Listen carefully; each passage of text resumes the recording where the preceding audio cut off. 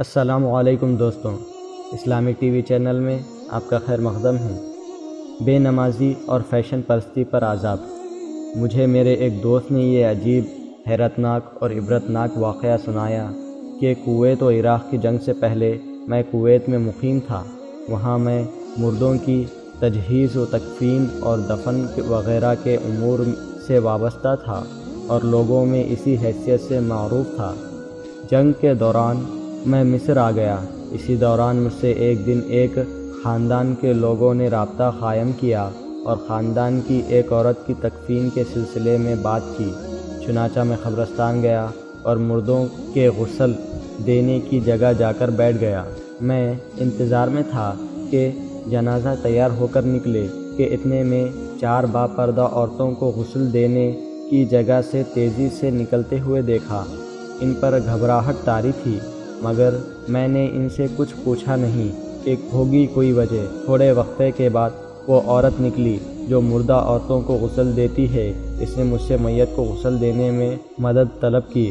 میں نے اس سے کہا کہ کسی مرد کے لیے یہ جائز نہیں کہ وہ کسی عورت کو غسل دے۔ اس نے مجھ سے کہا کہ میت کا جسم بہت وزنی ہے، جو عام طور پر نہیں ہوتا۔ میرا جواب سن کر پھر وہ اندر چلی گئی۔ کسی طرح غسل دیا اور کفن پہنایا۔ پھر ہم جنازہ اٹھانے کے لیے اندر گئے۔ ہم 11 آدمی تھے۔ جنازہ اتنا وزنی تھا کہ ہم سب نے مل کر جنازہ اٹھایا۔ جب ہم قبرستان پہنچے اور جیسا کہ مصر میں رواج ہے کہ ان کی قبریں کمروں کی طرح ہوتی ہے، وہ بلندی سے سیڑھی کے ذریعے کمرے میں اترتے ہیں جہاں مردوں کو بغیر مٹی ڈالے رکھتے ہیں۔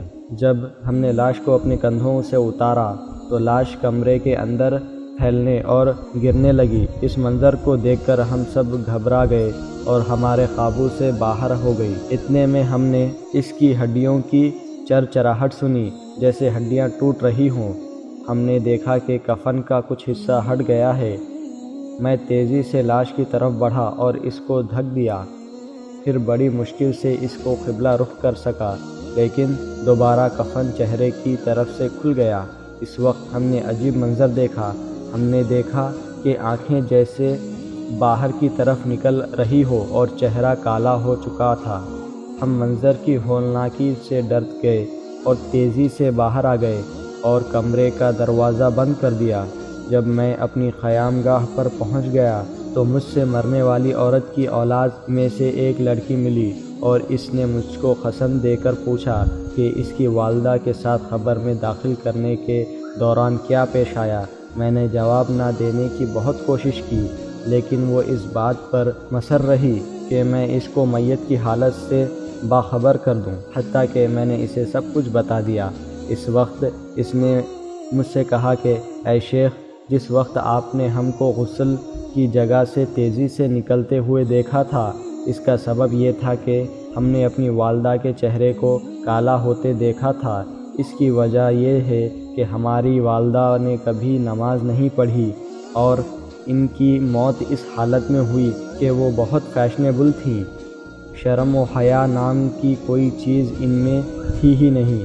کبھی کبھی اللہ تعالیٰ ایسے مناظر دکھا دیتا ہے کہ لوگ اس سے سبق حاصل کریں۔ ہر موت کے حالات کو اس دنیا میں دکھانا حکمت خداوندی کے خلاف ہے کہ پھر ایمان بالغیب کی مصلحت ختم ہو جائے گی۔